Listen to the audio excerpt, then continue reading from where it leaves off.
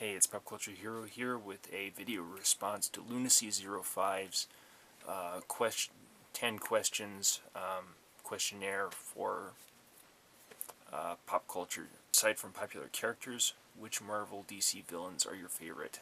My favorite DC obscure villain is a Batman villain called the Electrocutioner. I'd say Annihilus, because he's a Fantastic Four villain and who lives in, I think, the Null Void or something. Yeah, he lives in an alternate dimension. Annihilus is basically Starscream. He's got this mechanical face, and he's very biomechanical, but he builds robots and biomechanical robots. He's got a really cool look to him, kind of like a cyber vampire thing, and he's got the power control rod that lets him control the energies of the Null Void. So that's pretty cool.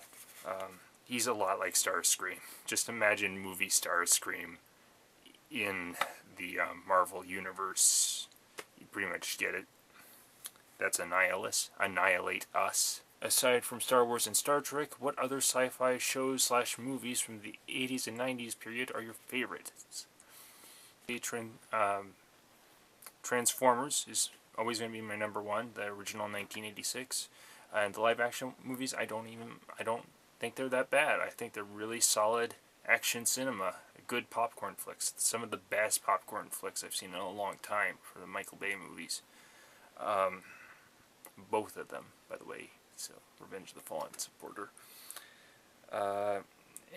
Sky Captain and the World of Tomorrow is a fantastic Indiana Jones-like adventure movie with robots. So check out Sky Captain and the World of Tomorrow. And TV series Ghost in the Shell, standalone complex, especially Second Gig. That's all great. So number 3, aside from Lord of the Rings, what other fantasy shows / movies from the 80s and 90s periods are your favorites? Aside from Lord of the Rings, fantasy is not really my genre, but I'll try and deal with you, try and level with you. I'd say Princess Mononoke, the Miyazaki films, any of the Miyazaki films, animated films obviously, but they're very good. And Princess Mononoke is the one that has, I think, the most action and thought to it. This is one part where dude gets his arm chopped off in a really horrific and awesome fist-pumping way that action movies, especially animated ones, don't usually get to. Princess Mononoke is like that. And also Lupin the Third, The Castle of Cagliostro. It's, whether or not you like the Lupin the Third TV series, this one was really good. The movie with the green jacket Lupin is an instant animation classic, and I'd say it hits fantasy elements more than it doesn't even come close to sci-fi. It's a fantasy movie, a true fantasy adventure. If Hasbro Mattel make a new superhero villain character for the Marvel DC Universe toy line, which character would you like to see and why? Well, since DC's not with Hasbro, I can't really comment because I really only buy Hasbro toy lines. But as for Marvel, I do occasionally buy a lot of cool Marvel stuff. So the cool Marvel figure I would recommend they start making, maybe give it its own toy, maybe put it into Marvel Universe, or put it into Iron Man somehow, but Spitfire, from Spitfire and the Troubleshooters, a 80s short-lived Marvel comic about a girl who gets a huge mechanized battlesuit and loses her scientist father who developed the battlesuit, and all these evil corporate entities of the military-industrial complex want to seize the suit. So it's up to her friends, and the remaining battle armors to fight these entities and hopefully find her father. It's a good basic concept, and it explores aspects, and I found it's got all the great art of the 80s Marvel comics, with the sort of bright colors, but good lines. That motion is captured very well. The writing is good. There's a lot of dialogue to read. There's a lot of narration to read. So if you like that style more than the more modern style, where they show you a lot of huge pictures but not a lot of text, you might want to try Spitfire and the Troubleshooters. It reminds me a lot of Iron Man as he's become more modern.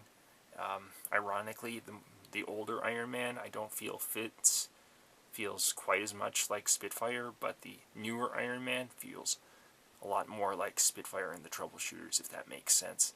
The way they've explored the military-industrial complex and developing super armors. Collecting Pursuit of Cobra. Pursuit of Cobra is the most inspiring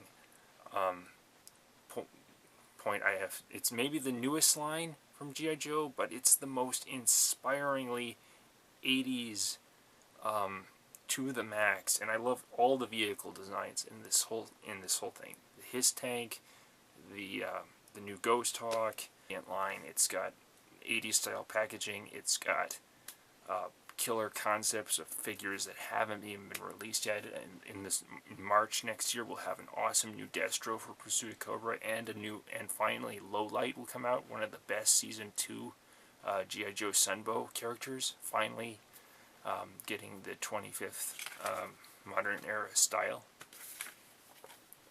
So definitely Pursuit of Cobra is the strongest, and it has the most vehicles, and I love vehicles, obviously. It has the most vehicles, and they're all really strong vehicles.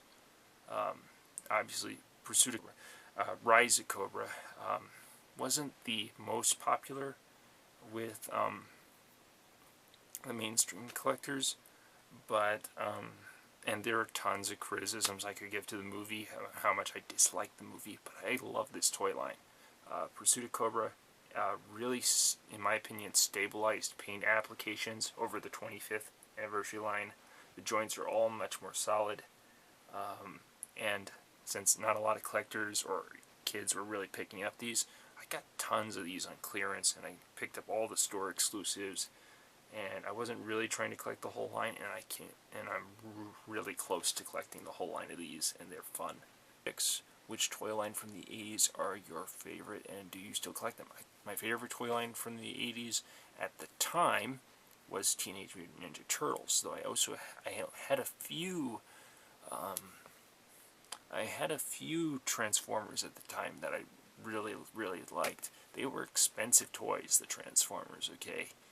And Turtles and G.I. Joe were rather inexpensive toys at the time. They were very pocket money toys, and I had a lot of pocket money toys, but I had a lot of them. So, and I had the Technodrome and Sewer Layer, and I still have all my vintage Turtles. They're in a box, and I haven't really bought anything from the newer Turtles line except for this thing, the Super Mouser that was in one of the video games.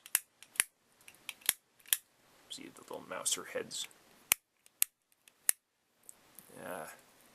Okay. I didn't pay full price for that thing either. But yeah, I don't collect the vintage turtle line anymore. My vintage Transformers, and I still collect vintage G.I. Joe vehicles, and I still collect modern Transformers. Definitely modern Transformers, and I'm picking up modern G.I. Joes as I can. Horror movie preference are your favorite, and why? District 9 was a movie that came out last year in 2009. Okay, District 9, yeah, it's sci-fi, but it's a pretty shocking movie that gets your adrenaline going, and there's this scene there's a great, I did it just for the final battle scene alone for the sci-fi action. It does some great stuff with visual effects, but there's some pretty terrifying stuff that happens in that movie that will put you on the edge of your seat almost as much as a true horror movie. More recent Steven Spielberg War of the Worlds movie is it's a lot like Half-Life with the walkers from Half-Life 2, but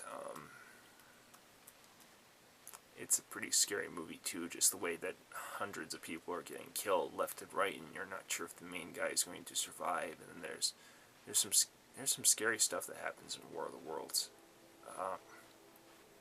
I don't want to spoil it if you haven't seen War of the Worlds, because it wasn't released to a lot of fanfare at the time, and I'm not sure how many people have actually seen Steven Spielberg's War of the Worlds. But if you guys haven't, it's available fairly cheaply. DC characters would you like to see hit the big screen, and why? I see a Captain Atom movie.